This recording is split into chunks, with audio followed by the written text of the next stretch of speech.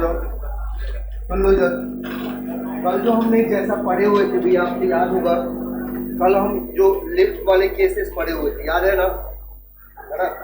Lift वाले cases में हमने आपको क्या क्या कंडीशन बताए थे, याद कर रहे थे।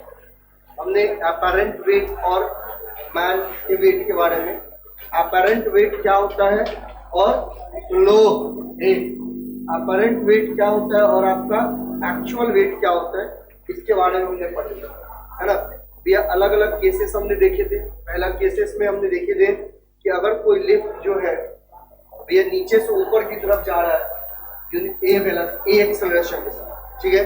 दूसरा केसेस में ये नीचे से ऊपर की तरफ ना चला तो गया, तो नीचे ऊपर से नीचे की तरफ आएगा, है ना।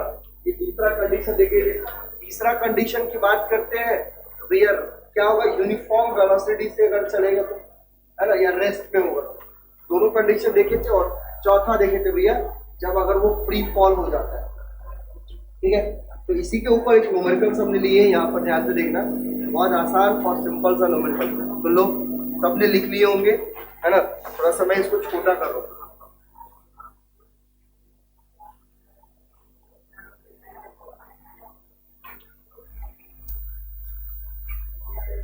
देख लीजिए ध्यान से भैया, मुझे सॉल्व करना है इसलिए मैं छोटा कर दिया। सुन लो, देखिएगा ध्यान से यहाँ पे और समझिएगा इस चीज को। तो सबसे पहला कंडीशन आप सबने न्यूमेरिकल्स लिखे हैं। अब देखो, सबसे फर्स्ट कंडीशन क्या बोला है कि एक आदमी है जिसका मास कितना दिया है, 70 kg, है ना। तो अगर मैं मैन का जो मास है m बराबर कितना हो जाएगा, 70 kg, ठीक है। On a weighing scale in a lift. भैया वेइंग स्केल का मतलब है वो किसी वजन करने वाला जो वेइंग स्केल होता है उसके ऊपर खड़ा है, लेकिन कहाँ पर खड़ा है वो, लिफ्ट के अंदर। कहाँ पर खड़ा है, लिफ्ट के अंदर, ठीक है। तो अब आगे ये पूछ रहा है विच इज मूविंग। अब देखो क्या क्या कंडीशन निकालना है। सबसे पहला कंडीशन है, देखो ध्यान से, अगर मान के चलते भैया यहाँ पर कोई एक लिफ्ट है, सुन ले भैया, सुन लो, जिसके अंदर कोई एक आज पर्सन है, तो आपको पता है ये mg के बराबर होगा। फिलहाल मैं g की वैल्यू देखो हर जगह 10 मीटर पर सेकेंड का स्क्वायर लेता हूँ। g पता है ना, ग्रेविटी होता है। या तो आप 9.8 ले सकते हैं या फिर आप 10 ले सकते हैं, ठीक है। तो इस तरीके से आपको सॉल्व करना है जहां पर पॉइंट ना हो, आसान लगे solution for calculation, sorry solution बोल रहा हूँ, कैलकुलेशन। इसीलिए हमने g क्या दिए यहाँ पर, 10। हाँ देखिए क्या होगा भैया, यहाँ पर मास कितना है, 70 kg है, ग्रेविटी कितना है, g 10 metre per second square.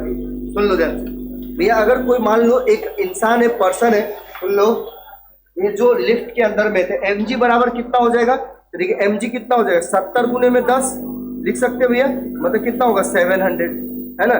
Unit की बात करेंगे तो न्यूटन होगा, तो वेट एक टाइप का क्या है, फोर्स। अच्छा, अब जब भैया 700 न्यूटन का नीचे की तरफ लग रहा है तो रिएक्शन भी लगेगा कुछ ना कुछ आर।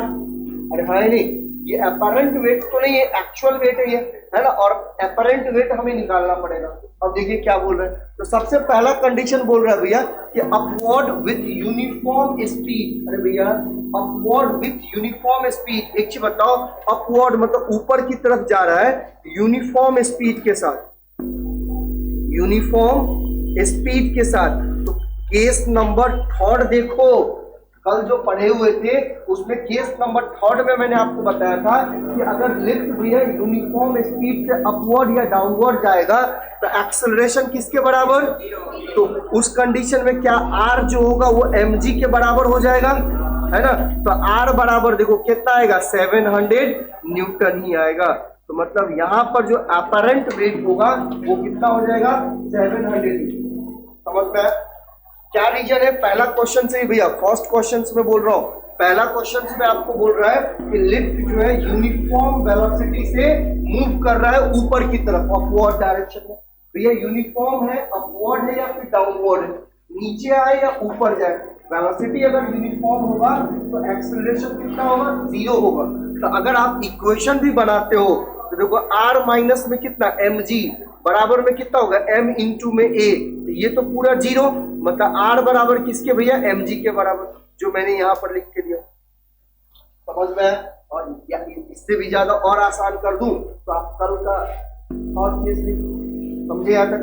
चलिए दूसरा सुन लो भैया, ये पहला क्वेश्चन हो गया। दूसरा सेकंड में आपको क्या बोल रहे हैं, देखो ध्यान से, downward with the uniform acceleration of 5 meter per second. बिल्कुल ये लिफ्ट जो है, अब सुन लो, लिफ्ट जो है अब आपका नीचे की तरफ आ रहा है ना। लिफ्ट जो है आपका ये mg होगा और ये क्या है, अपरेंट वेट जो r रहता है। और लिफ्ट आपका कितने एक्सेलरेशन से भैया, तो 5 meter per second square acceleration से नीचे की तरफ आ रहा है। तो इक्वेशन देखिए आप देखो, सेकेंड इक्वेशन जो हमने आपको बनाए हुए थे केस में कल, क्या होगा, mg माइनस में r बराबर कितना होगा, m इंटू में a, हाँ या नहीं बताइए। तो इसका मतलब क्या मैं r बराबर लिख सकता हूँ m इंटू में g माइनस ये, देखो जो कल करके दिया था, कल करके दिया था कि दिया था। तो देखो मास कितना दिया भैया 70, ग्रेविटी हमने कितना लिया 10, एक्सेलरेशन कितना है 5, तो कितना होगा 70 गुने में 5 कितना होगा 350 न्यूटन होगा न्यू। तो भैया अपरेंट वेट कितना हो जाएगा 350, है ना। अब देखो ये तो अपरेंट वेट हो गया 350, लेकिन एक्चुअल वेट कितना लग रहा है 700 लग रहा है। एक्चुअल वेट कितना लगेगा 700, ठीक है ना। mg आप निकालिए ना, कितना होगा 700 होगा। तो भैया सिंपल सा कंडीशन है कि नीचे की तरफ आ रहे थे, ये फोर्स ज्यादा होगा ये फोर्स कम होगा। तो ये 700 और ये कितना है 350। तो उस कंडीशन में जो आपका वेइंग मशीन है वो कितना रीडिंग बताएगा, वेइंग मशीन पे आप चढ़े होंगे तो जब भैया आपका एक्चुअल वेट अपरेंट वेट से क्या है ज्यादा है ना। भैया एक्चुअल वेट अपरेंट वेट से ज्यादा है, रीजन क्या है, क्योंकि आप नीचे downward a equals to 5 meter per second square के स्पीड से क्या आ रहे हैं, नीचे आ रहे हैं। तो रीडिंग आपको क्या बताएगा, देखिए जो वेइंग मशीन का रीडिंग जो होगा भैया, रीडिंग स्केल जो होगा, स्केल देखो कितना वजन है भैया 350 को g से मल्टीप्लाई डिवाइड कर देंगे 10, मतलब उस समय में आपका वजन जो रहेगा कितना रहेगा भैया 35। आप भले ही आदमी कितने का है 70 किलो का है, जब भैया लिफ्ट आपको नीचे की तरफ लेते आएगा 5 मीटर पर सेकेंड के स्क्वायर के स्पीड से, तब उस टाइम पे आपका वजन कितना बताएगा 35 kg। समझ में कितना बताएगा 30। याद कीजिए मैंने आपको बोला हुआ था भैया वो टावर झूला, भाई जैसे जैसे आप ऊपर चढ़ते हैं तो आपको शरीर भारी महसूस होता है, और जैसे ही आप नीचे आते तो भैया खत्म, शरीर आधा हो जाएगा।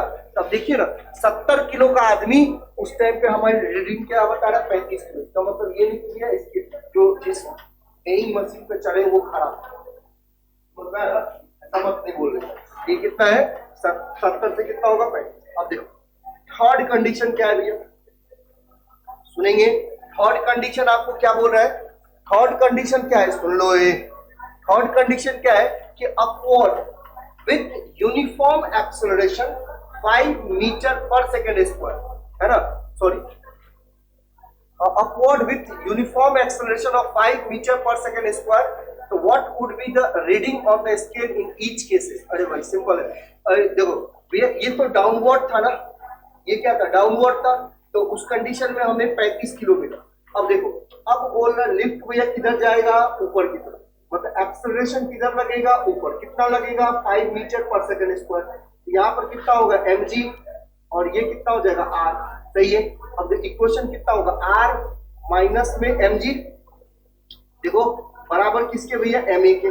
क्या मैं r बराबर कर सकता हूँ, m कॉमन ले लेंगे तो g प्लस में a होगा, माइनस नहीं होगा, ठीक है। पहला वाला केस है आपका जो कल जो लिफ्ट का केस नंबर फर्स्ट बताया उसकी केस है।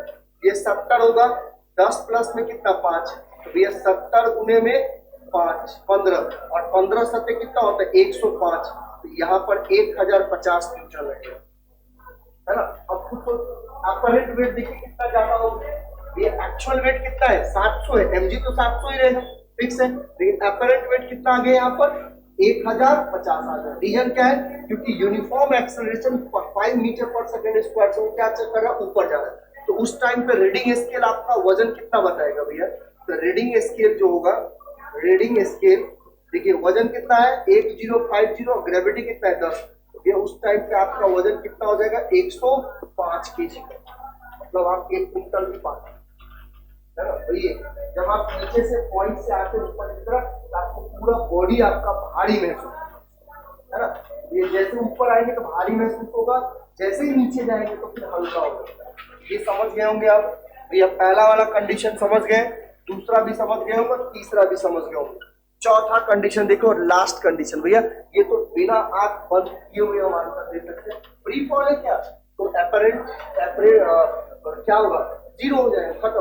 भैया आप खुद देखो ना क्या है, what would be the reading if the lift mechanism fail.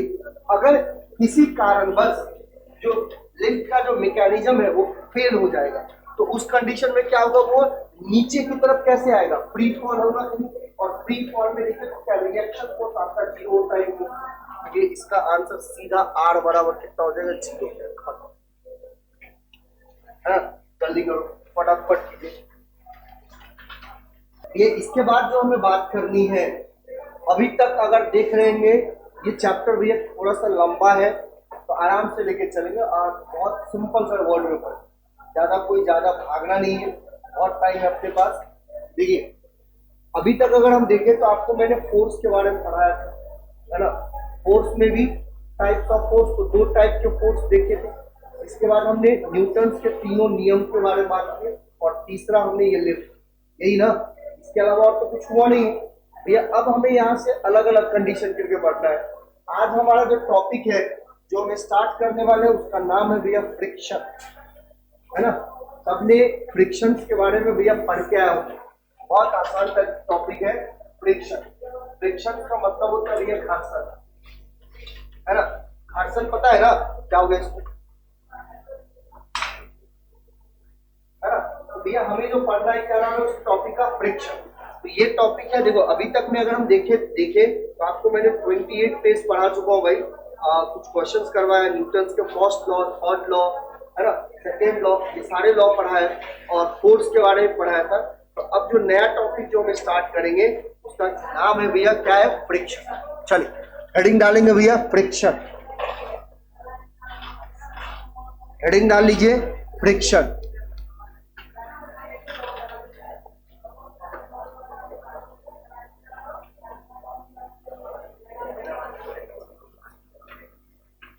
बातें नहीं,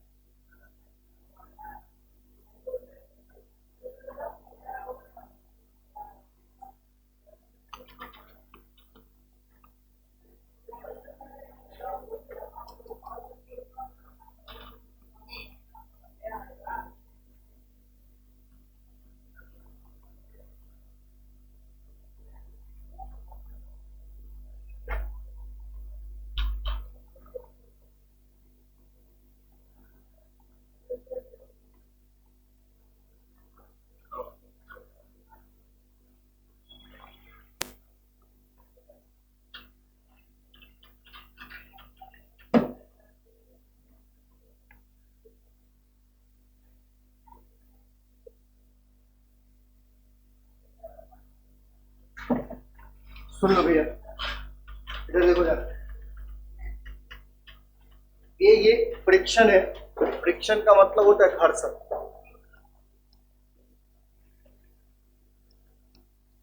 फ्रिक्शन का मतलब क्या होता है? घर्षण, है ना। देखिए सिंपल सा कंसेप्ट भैया, फ्रिक्शन के बारे में आप सबने पढ़े होंगे। जब भी कोई एक ऑब्जेक्ट को दूसरे ऑब्जेक्ट के रिस्पेक्ट में ये रगड़ते हैं, है ना, तो वहां पर एक फोर्स एक्ट होता है जिसका नाम है फ्रिक्शन। इसी को थोड़ा सा अपने घुमा फिरा के लिखे हैं तो ध्यान रखना। क्या बोले हो मैंने कि अगर मैं फ्रिक्शन फोर्स के बारे में बात करूं, सुन लो यहाँ पे ध्यान से समझिएगा। अगर मैं यहाँ पर फ्रिक्शन फोर्स के बारे में बात करता हूं कि whenever a body moves or tends to move, या moves और tends to moves का मतलब होता है या तो वो चल रहा है या चलने की कोशिश कर। भाई जैसे एग्जांपल के तौर पे अगर सपोज मान लो, मैं आपको समझाऊंगा यहाँ पे, जैसे एग्जांपल के तौर पे सपोज मान लीजिए आप, कोई आपके घरों में बोरा है और 1 कुंटल का बोरा खड़ा हुआ है और आपसे बोला गया एक जगह से दूसरी जगह रखो, तो आप क्या करते हो? खींचते हैं भैया, खींचते तो कभी कभी क्या होता है, आप खींचते हैं भैया, होता है अब हल्का सा और थोड़ा सा फोर्स लगा देंगे तो खींचा जाए, है ना। तो उस कंडीशन को क्या बोलते हैं? टेंस टू मूव, मतलब मोशन में आने की कोशिश कर, है ना।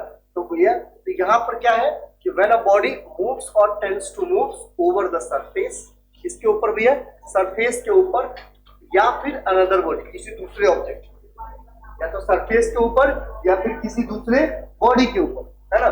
तो उस कंडीशन में जो फोर्स हम लगाते हैं भैया, into play which act the parallel to the surface of contact, ठीक है, and oppose the relative motion. Oppose मतलब उस रिलेटिव मोशन को क्या करता है? अपोज करने का काम करेगा, रोकने का काम करेगा, ठीक है।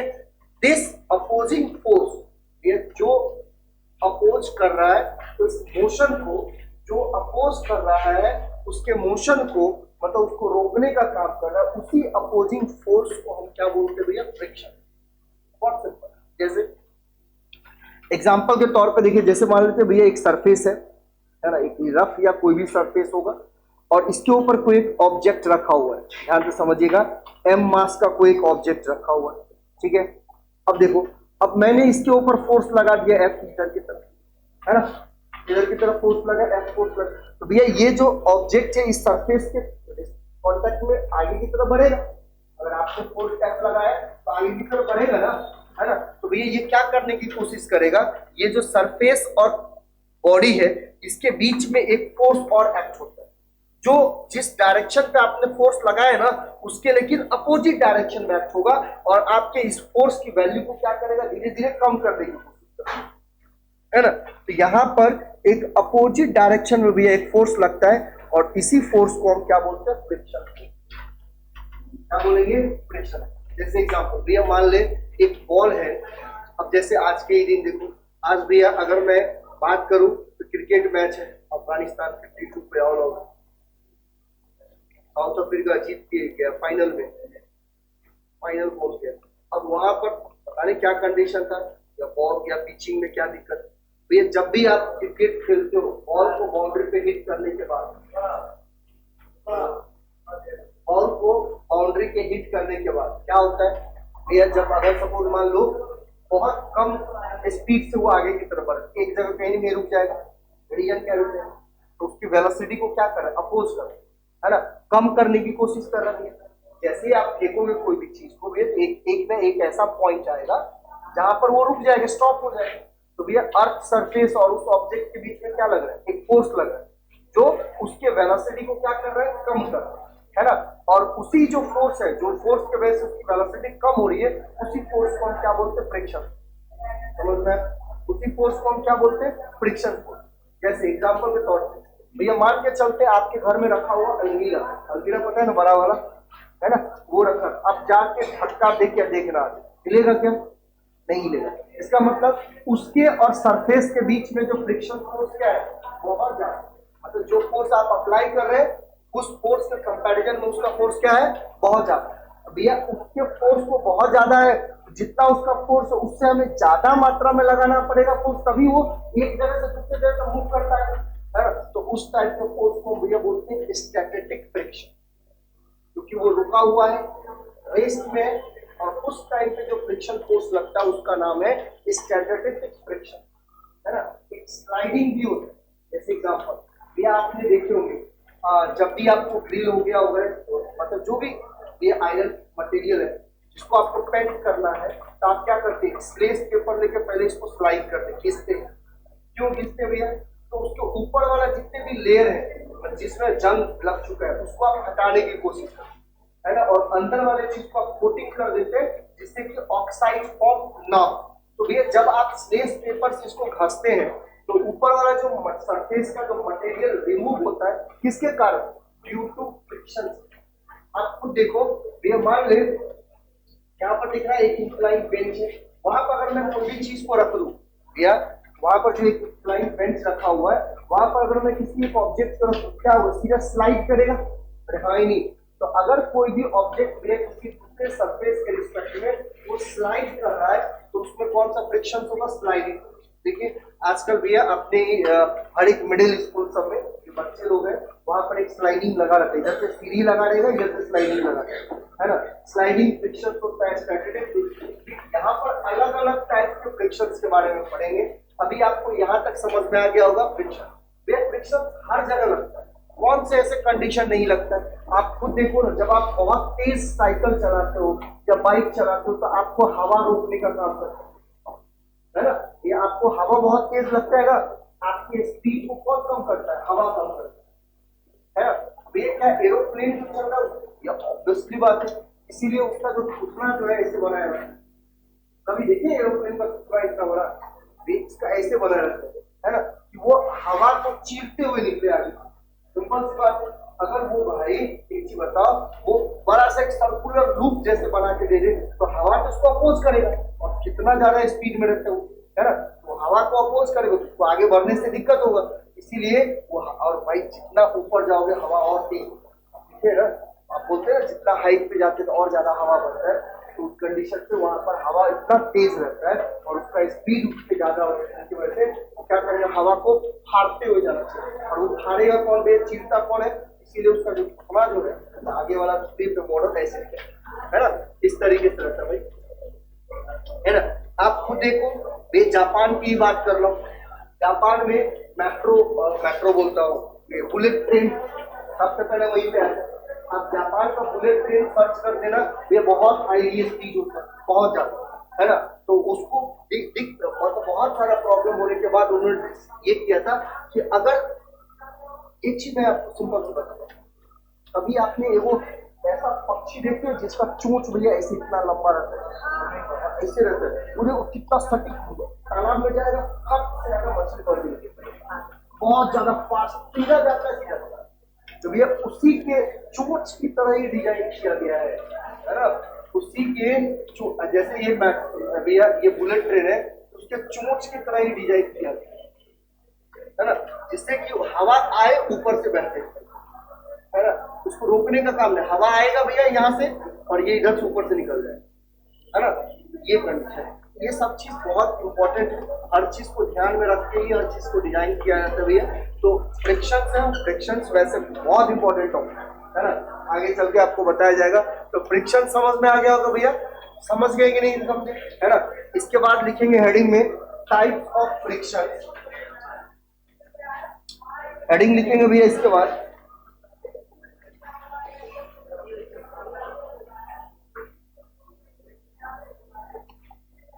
इसके बाद आप हेडिंग लिख लेंगे टाइप्स ऑफ फ्रिक्शन। मैं यहीं से स्टार्ट कर रहा हूं।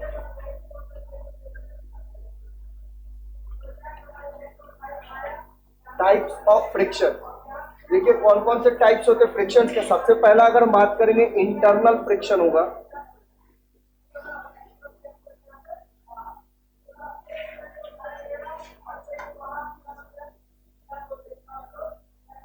ठीक है, लिखिएगा।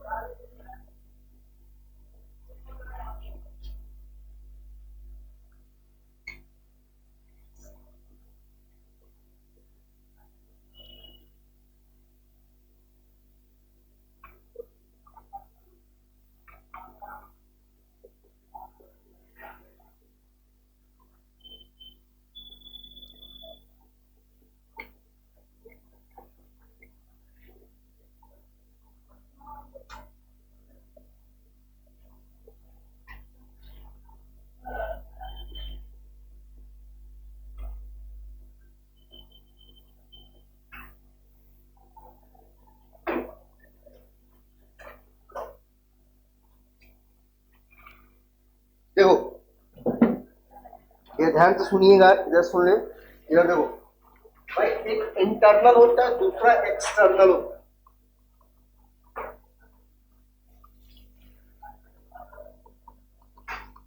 सुन लो, हमने क्या बात की अभी यहाँ पर, एक कौन सा फ्रिक्शन होता है, इंटरनल। इंटरनल मतलब क्या होगा, अंदर वाला। अब जैसे एग्जांपल के तौर पे मैं आपको बता देता हूँ भैया, बाइक के इंजन में बहुत सारे ऐसे पार्टिकल्स है जो रोटेट करते हैं, मूव करते हैं ना, और उसके अंदर में होने वाला फ्रिक्शन क्या होगा, इंटरनल फ्रिक्शन होगा। बाहर से जो दिख रहा है आपको वो कैसा होगा, एक्सटर्नल होगा। जैसे sliding external friction, statics external friction, rolling जो बाहर, वो एक्सटर्नल फ्रिक्शन है ना। लेकिन अगर किसी भी बॉडी के अंदर है ना, या आप ऐसा बोल सकते हैं दो रिलेटिव मोशन के अंदर जो फ्रिक्शन हो रहा है वो क्या होगा भैया, इंटरनल फ्रिक्शन। अब देखो, इंटरनल फ्रिक्शन को रिमूव करने के लिए, कम करने के लिए आप इसीलिए गाड़ी में क्या डालते हैं, इंजन ऑयल डालते हैं, मोबिल डालते हैं ना, या आप बोलते हैं मोबिल चेंज करना है 3 महीने 2 महीने के बाद। रीजन यही है। रीजन एक और चीज क्या है मैं आपको अभी बताता हूं भैया। रीजन ये है कि चेंज करने का रीजन ये होता है कि उस ऑयल का विस्कोसिटी क्या होता है, खत्म हो जाता है। अब बोलेंगे सर ये विस्कोसिटी क्या है, उस पर भी हम चले, ठीक है। तो पहले थोड़ा सा इसकी बात कर लेते हैं। इसका विस्कोसिटी भैया, थोड़ा सा कंसेप्ट हम यहाँ पर समझेंगे विस्कोसिटी का, और जब हम लिक्विड वाला चैप्टर पढ़ेंगे तो वहां पर आपको बहुत अच्छे से आपको बताया जाएगा ये विस्कोसिटी होता क्या, ठीक है। अभी आप याद रखिएगा भैया, इंटरनल रेजिस्टेंस जो होगा बॉडी के अंदर, जो रिलेटिव मोशन होता है उसके बीच में होता है, अरे हाँ समझे ना। अब उसको हम कम करने के लिए क्या डालते हैं भैया, इसमें ऑयल डालते हैं। जैसे आप गाड़ी में इंजन ऑयल डालते हैं, तो इंजन ऑयल एक काम करो, इंजन ऑयल डाल के देखो 3 दिन के अंदर नहीं तुम्हारा गाड़ी मतलब कवर खाने में बिका गया, तो 3 दिन चौथा दिन चलने लायक नहीं चढ़ेगा, वही जो इंजन खोल दो। और इंजन खोल, एक बार खोलना मतलब भैया आधा गाड़ी का पैसा निकल, पता है ना। अरे हाँ नहीं, जब भैया हल्का सा देखो, कभी किसी के गाड़ी के सिलेंडर से धुआं निकलते देखा बहुत ज्यादा मात्रा में, इसका मतलब इंजन खुला हुआ। और जब भी धुआं देता है भैया तो 2 रीजन हो, आपको नहीं पता होगा या देखे होंगे तो पता भी हो सकता है। आपके इंजन में एक होता है भैया पिस्टन, ऊपर अप एंड डाउन होता है, ऊपर नीचे, है ना। उसके ऊपर एक चला रहता है चूड़ी। अगर वो टूट गया है या क्रैक हो गया है तो आपके गाड़ी भी धुआं 100%, है ना। तो वो कंडीशन धुआं देने का ये रीजन। और वो टूटता और क्रैक कब होता है, जब आप अपने गाड़ी के अंदर में भैया मोबिल कम डालें, या बहुत क्लीन हो गया होगा ज्यादा चीज डाले हुए, है ना। ये आप देखते हैं ना, जब भी आप मोबिल डालते हो या 2-3 महीने के बाद अगर मान लो कुछ मोबिल उसमें बचा है तो पूरा ब्लैक कलर का होता है, और थोड़ा सा टच भी करो तो पूरे पानी की तरह होता है ना, है ना। ये मेन जो रीजन है विस्कोसिटी का, ये विस्कोसिटी क्या होगा, वो विस्कोसिटी एक ऐसी प्रॉपर्टी है जो फ्लूइड्स के अंदर होती है, मतलब ये पानी हो गया, ऑयल हो गया, ये सारी चीज। जैसे वाटर में किसी भी टाइप का विस्कोसिटी नहीं होती, कोई विस्कोसिटी। विस्कोसिटी को कैसे डिफाइन करें, चिपचिपाहट होता है। अगर जो जितना ज्यादा चिपचिपाएगा, बहुत ज्यादा होता है ना, वो उसमें के अंदर उतना ज्यादा क्या होगा, विस्कोसिटी होगा। जैसे हनी बहुत थिक होता है, हनी भैया शहद को एक जगह पर डाल दो, वो देखो फैलने में बहुत ज्यादा टाइम लगता है। इससे भी ज्यादा आप बालों के अंदर में शैम्पू लगाते हैं ना, वो लगा के डालो, उसमें भी बहुत ज्यादा विस्कोसिटी है। जो आसान तरीके से फैल जाए उसका विस्कोसिटी कम, और जो ये टाइम ले थोड़ा सा उसका विस्कोसिटी ज्यादा। गर्म वाला नहीं, ठंडा वाला। गर्म जैसे ही करते हैं टेम्परेचर के बाद उसका विस्कोसिटी खत्म हो जाता है। आप कभी देखो, जब भी आप खाना बनाते टाइम जब देखोगे तो करवट तेल को डालते हो तो थोड़ा सा मोटा मोटा गाढ़ा गाढ़ा, और जैसे ही गर्म हो गया तो पानी की तरह लगेगा, है ना। तो आपने गर्म करके मतलब विस्कोसिटी खत्म हो जाता है ना। आप नारियल तेल में भी आप हाथ में रगड़ के पता चल जाएगा, जैसे आप हाथ रगड़ोगे फ्रिक्शन के बीच में वहां पर हीट आएगा और वो मेल्ट होकर पानी की तरह बनाएगा। तो हर एक चीज का विस्कोसिटी आपको चिपचिपाहट। अगर मैं सरसों तेल और नारियल तेल की बात करूं, सबसे ज्यादा विस्कोसिटी किसमें होगा? तो भैया सरसों तेल है। अगर मान लो एक शैम्पू ले रहा हूँ, एक हनी ले रहा हूँ और एक कड़वा तेल ले रहा हूँ, तो सबसे पहले कौन फैल जाएगा? कड़वा तेल, इसके बाद हनी, उसके बाद फेस वॉश या आपका जो भी शैम्पू है ना। तो जो भैया जितना आसान तरीके से फैल जाता है उसका विस्कोसिटी उतना ही कम, ठीक है। तो ये चीज हम पढ़ेंगे आगे जाके लिक्विड वाले चैप्टर में, आपको ये विस्कोसिटी के बारे में बताया जाएगा। अभी बस इससे फ्रिक्शंस को हटाने के लिए बस इसमें ये है कि रिलेटिव मोशन जो होगा किसी बॉडी के इंटरनल में between the two layer of a liquid, internal frictions is also referred as the relative of liquid, ठीक है। तो ये भी आपका इंटरनल फ्रिक्शंस के बारे में बात करते हैं। इसके बाद हम बात करेंगे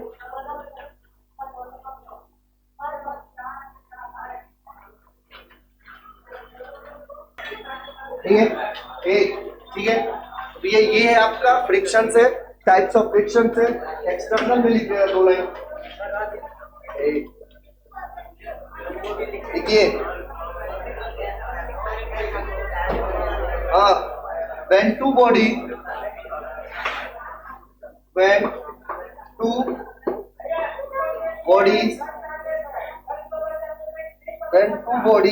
in contact,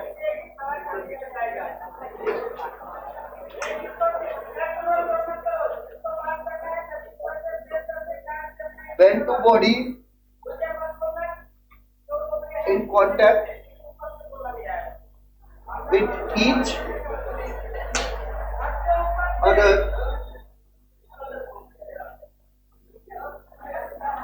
try to move or there is an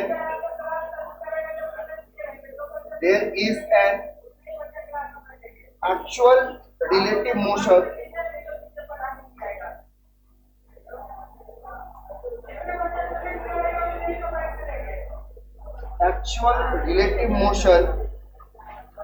between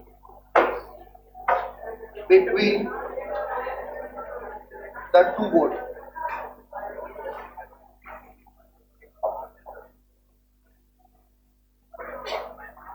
Between the two bodies.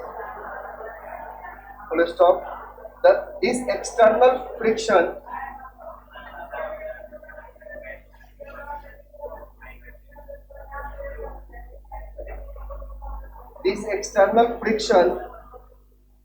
is also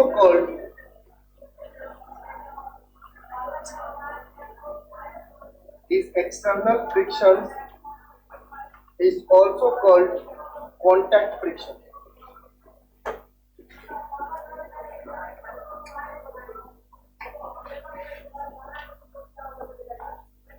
है ना। ये एक्सटर्नल फ्रिक्शंस को ही हम क्या बोलते हैं? कॉन्टैक्ट फ्रिक्शंस बोलते हैं, ठीक है। आप यहां तक रखिए, कल हम देखते हैं नेक्स्ट